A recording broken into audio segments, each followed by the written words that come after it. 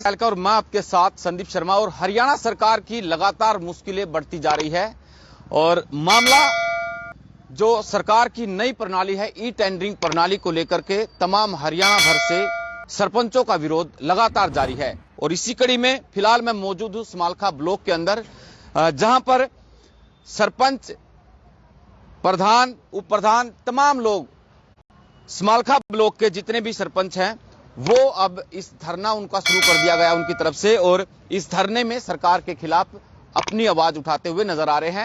और कई जगह पर पुलिस प्रशासन के साथ झड़प हुई, बीडीओ कार्यालय के ऊपर ताला जड़ने की बात हो, सरकार की कहीं ना कहीं किरकिरी लगातार होती जा रही है। और फिलहाल समालखा के समालखा ब्लॉक के सरपंचों के प्रधान फिलहाल हमारे साथ मौजूद है इस तरफ और उप प्रधान उस तरफ है। पहले इनसे बातचीत कर लेते हैं। सरकार के द्वारा जो ई टेंडरिंग प्रणाली है, क्यों आप लोगों को समझ नहीं आ रही है? क्या ऐसी गलतियां हैं उसके अंदर? समझ तो नहीं आ रही, ये गलत है भाई। 2 लाख रुपए तक के काम बोल रहे करो, 2 लाख रुपए में एक नाली भी नहीं बनेगी हमारी, क्या करेंगे? गांव की समाज की बुराई के लिए छोड़ दिया सरपंच तो खाली। और 25 लाख रुपए तक के टेंडर में करवा रहे, टेंडर वाले लगाते नहीं माल कुछ भी, हम क्या करेंगे? ये टेंडरिंग के खिलाफ हमने यहाँ अपना धरना चालू कर दिया है। जब तक सरकार तक नहीं मानेगी, चाहे हमारा कुछ भी, हम नहीं मानेंगे और हमारा धरना चालू रहेगा। देवेंद्र बबली है, वो लगातार आपसे बातचीत कर रहे हैं, समझाने का प्रयास कर रहे हैं। कई बार आपस में नोक झोंक भी हुई है सरपंचों के और देवेंद्र बबली के, पंचायत मंत्री हैं। कई बार आप लोगों की तरफ से कटाक्ष किया गया, उनकी तरफ से भी कटाक्ष किया गया। तो अगर जो रास्ता खुलता है तो आप लोग जाएंगे बातचीत करने के लिए उनसे? देवेंद्र बबली बयान दे दो भाई, हमने ये शर्तें मान ली और जाने की क्या जरूरत है? बयान दे दो अपना, अभी हमने शर्तें मान ली है। हमारे साथ बातचीत क्यों करना चाहते हैं? दबाव डालते हैं हमारे पे, वैसा क्यों कर रहे हो? दबाव है ये सब है, बातचीत कुछ नहीं करना चाहते, दबाव डालना चाहते हैं सरकार। आपके पास भी कोई आया है, कोई मैसेज? कोई मैसेज आया सभी प्रधान के पास, मैसेज आया भी आप हमारे से बातचीत करो, लेकिन हम बातचीत नहीं करना चाहते। आप अपना बयान दो भाई, हमने बस शर्त मान ली है, हम क्या करने जाएंगे बातचीत उनके साथ? क्यों जाएंगे हम? गांव के लोगों ने आपको, वोटरों ने वोट दिया काम करवाने के लिए, और आप यहाँ पे धरना शुरू आप लोगों ने कर दिया। कहीं ना कहीं उन लोगों की भी बुराई आपके ऊपर आएगी। उनको समझा पा रहे हो कि भी सरकार हमारी बात नहीं मान रही, हम लोग इसलिए काम नहीं करवा पा रहे या इसलिए धरने पर बैठे हैं? क्योंकि गांव से जुड़े आपको गांव में जवाब देना होता है। गांव के सभी व्यक्ति हमारे साथ हैं, गांव की उम्मीद थी कि हम काम कर पाएंगे और इसीलिए हमारे को बनाया था। जब काम नहीं कर पाओगे तो गांव क्या करेगा? जब सभी आओगे, पूरा गांव आओगा और सभी समालखा ब्लॉक के आदमी आओगे, सभी सरपंच भी आओगे और सभी व्यक्ति भी हमारे साथ है। प्रधान हमारे साथ मौजूद है। कौन सा गांव है जी अपना? मेरा गांव करंस है जी, मैं करंस से हूँ। और मैं ये चाहूंगी जो हमारी मांगे मानी जाए और जो सरकार ने हमारे से उम्मीद है, हम आगे बढ़ कर उनसे भी उम्मीद दिखाएंगे काम करने के लिए। जो हमें चोर बता रही सरकार, अभी तक हमने कुछ नहीं मिला है। अब हमारे को चोर बता दिया, व्यवस्था तक मिला नहीं है। चोर बताने के लिए हमारे को दे क्या दिया सरकार ने? जो हम काम करना चाहते गाँव में, जिस गाँव में ना हमें चुने हैं, उन हमारे से उम्मीद है कि हमारा बढ़िया गांव में काम हो और बढ़िया विकास करवाएंगे। हम आगे बढ़ चढ़कर भाग लेंगे, हम गांव की अपनी बिल्कुल ही अपने गांव में ऐसा चमका देंगे। बबली मंत्री आकर देखो, हमारे को एक मौका तो दो जो कि हम काम करवाना चाह रहे हैं। बिल्कुल यो ई टेंडरिंग हटाई जाए हमारे से, हम गाँव अपना मान कर चलेंगे, अपना घर परिवार मान कर चल रहे अपने गाँव को। तो बबली मंत्री ने क्या पता गाँव में क्या होता क्या नहीं होता? ऐसा थोड़ा होना चाहिए जैसे हमारे साथ में कर रहे हैं सरपंचों के साथ में। पहली बार सरपंच थोड़ा बने, पहले भी तो सरपंच बने थे, उनको भी तो मान्यता मिला थी 20 लाख की। अब मैं 20 नहीं तो 25 दे दो।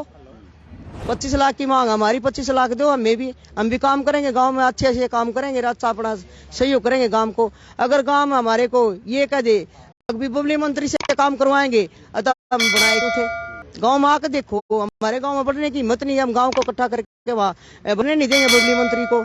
हमारा ये मतलब मांग है, बिल्कुल ही मांग हमारी। ये बताइए, उनकी तरफ से कहा गया कि भाई सरपंचों को दर्द नहीं होना चाहिए, जो भी ई टेंडरिंग से काम होंगे सरपंचों की अनुमति से होंगे, अधिकारी सरपंच को ही रहना उसमें, उनकी हस्तक्षेप बीच में रहेगी, उनके हस्ताक्षर के बगैर कुछ काम नहीं होगा। फिर क्या दिक्कत है? दर्द ही सरपंचों को वही टेंडरिंग का, ये ठेकेदारी प्रथा है जो इन्होंने शुरू करी है। ठेकेदार इसमें काम करेंगे और बदनामी सरपंच को मिलेगी, यही है ई टेंडरिंग और कुछ नहीं है।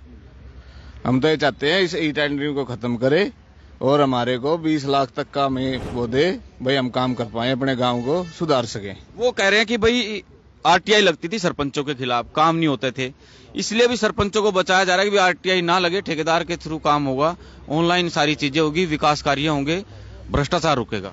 आरटीआई की उन्हें क्यों चिंता हो रही है? आरटीआई की चिंता सरपंच करेगा ना, अगर गलत करेगा तो सरपंच फंसेगा उसमें।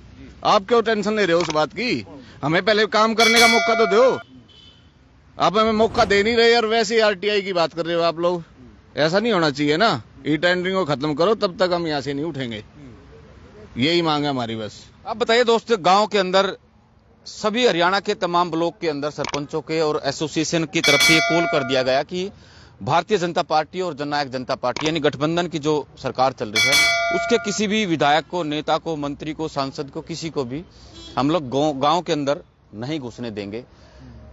तो क्या ये ठीक है रास्ता? दूसरा नंबर कि भाई आप उनका विरोध कर रहे हैं, क्या उससे लोग नाराज नहीं होंगे? देखिए, हम किसान आंदोलन से निकले हुए आदमी हैं और सरकार, ये बीजेपी सरकार है जो जैसी भी है, इसको ये नहीं पता कि गांव का समाज क्या है, समाज इनसे चाहता क्या है, इनकी अपेक्षा क्या है। ये कुछ गिने चुने हुए आदमियों की राय मानकर जो इनके सलाहकार है, पता नहीं वो कहां से आते हैं, वो ही उनको राय देते हैं और उसी हिसाब से बीजेपी सरकार चलाती है। तो गांव का जो गरीब आदमी है, मजदूर है, किसान है, सब इनसे परेशान आ चुका है। बस यही है बात। एक बुजुर्ग शख्स हो रहे हैं हमारे साथ। अंकल जी, मेरी बात सुनिए। आप समाज भी, आप भी समाज के हिस्सा हो। अच्छा। ये ठीक कर रहे हैं या फिर अपने पेट के लिए कर रहे हैं कि भाई हमें नहीं मिलेगा कुछ?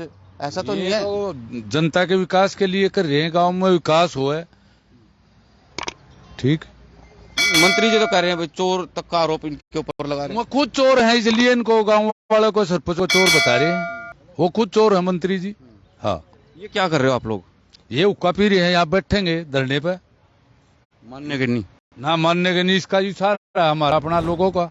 हाँ, इसलिए कांग्रेस नेता हमारे साथ मौजूद है। चोकर साहब, कभी ऐसा देखा था भी कि सरपंच, छोटी सरकार होती है, मेरे ख्याल में इतिहास हुआ है कि भाई सरपंच सबसे कमजोर कड़ी भी होती है सरकार की, उसको जहां मर्जी दबा भी सकते हैं, लेकिन सरपंच खुल के सामने आ रहे हैं पूरे जिले में, ब्लॉक में, पूरे हरियाणा के अंदर। क्या कुछ कहना चाहेंगे? ये हमारी भी उम्र 60 साल की हो गई है। मैं भी सामाजिक कार्यकर्ता हूँ, विधायक का छोटा भाई हूँ और यहाँ की मैं नुमाइंदी भी करता हूँ पब्लिक की। 85 गांवों की मैं नुमाइंदी करता हूँ। और जो ये मैंने 60 साल की उम्र में सब पहली बार देखा कि सरकार के खिलाफ सरपंच बैठे। पहली बार ऐसा हुआ। नहीं, सरकार को हमेशा सरपंचों ने, समाज ने हमेशा सपोर्ट किया। ये पहली सरकार ऐसी बनी है। और सरकार का फर्ज है कि सरकार को, समाज को विकास कार्यों, प्रगति की ओर ले जाए। ये तो दुर्गति की ओर ले जा रहे हैं हरियाणा को। हरियाणा प्रगति पर नहीं है, दुर्गति की ओर है। चाहे वो बीपीएल कार्ड काटने की बात है, चाहे वो 100 गज प्लाट देने की बात है, चाहे मकान बनाने की बात है, चाहे सब कुछ ऑनलाइन कर दिया इन लोगों ने। तो वे अपना पेंशन बनाएंगे तो ऑनलाइन बनाएंगे, राशन कार्ड बनाएंगे तो ऑनलाइन बनाएंगे। ऑनलाइन ही समाज के अनपढ़ लोगों को समझ में नहीं आता। ये त्राई मची, लोग भटकते फिर रहे हैं, कोई भी सुनने वाला नहीं है। उनको ऑनलाइन का पता ही नहीं, उनको बताने वाला नहीं क्या कहाँ से हमारा बीपीएल बनेगा, कहाँ से हमारा राशन कार्ड बनेगा। तो ये इतने राशन कार्ड काट दिए हैं गाँव में गरीबों के। ये तो स्वाभाविक है। सरकार तो ये निश्चित, जब उल्टे दिन आते हैं ना तो उल्टा दिमाग काम करता है। ये जो गादड़ जो है, गादड़ की मौत आती है, वो गाँव की तरफ भागता है। ये सरकार के उल्टी दिमाग में जो ये आ रहे हैं, इनके बस की बात नहीं है। ये भगवान करवा रहे हैं ऊपर वाला। ये अभी चेंज होना है इसमें 100% चेंज सरकार होगी हरियाणा के अंदर, तो 100% होगी। विपक्ष खुल के क्यों नहीं आ रहा? विपक्ष में देखियो, आपके भी पूर्व मुख्यमंत्री रहे भूपेंद्र सिंह हुड्डा, कहीं उनका बयान नहीं सुन पा रहा हूं मैं फिलहाल।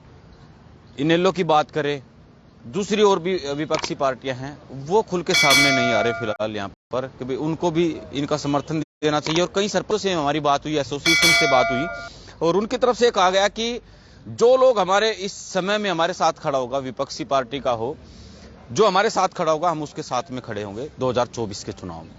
सबसे पहले तो मैं समाल का ही बात करता हूँ, कांग्रेस पार्टी का एक कार्यकर्ता हूँ। और मैं तो आज ये जो धरना, इन्होंने अनिश्चितकाल धरना जो सरपंचों ने दिया, मैं हम विपक्ष में हैं, कांग्रेस पार्टी के विधायक हैं यहाँ से मेरे बड़े भाई, हम विपक्ष का भूमि निभाएंगे और निभाते रहेंगे। जहाँ भी समाल के जो भी कोई सरकार की कोई आप गलत कार्य सरकार करेगी, किसी के खिलाफ हम विपक्ष में पब्लिक के साथ खड़े, हर कंधे कंधा मिलाते रहे। रही बात आपने कहा कि भूपेंद्र सिंह हुड्डा माननीय हमारे पूर्व मुख्यमंत्री भूपेंद्र सिंह हुड्डा तो बिल्कुल रैली हुई थी, आपको देखा कि हरियाणा में ऐसी रैली मैंने पहली बार कभी नहीं देखी। और ये रैली ने बता दिया कि बड़ा बदलाव निश्चित होगा। और हुड्डा साहब ने भी बात उठाई, पेंशन, पुरानी पेंशन वाला भी मुद्दा उठाया था, पुरानी पेंशन हम बहाल करेंगे। तो जितने भी ये इन्होंने उल्टे सुल्टे कार्य किए हैं, ये हुड्डा साहब बिल्कुल साथ समर्थन में है, हर जगह साथ दे रहे हैं, विपक्षी भूमिका पूरी निभा रहे हैं जहाँ भी जाते हैं। और आगे जो सरपंच आज ये भी अभी तो शुरुआत हुई है, अभी सरपंच जब रोड पे आएंगे तो विपक्ष हमेशा। कब तक ये धरना आपका जारी रहेगा? जब तक हमारी मांगे पूरी नहीं होती।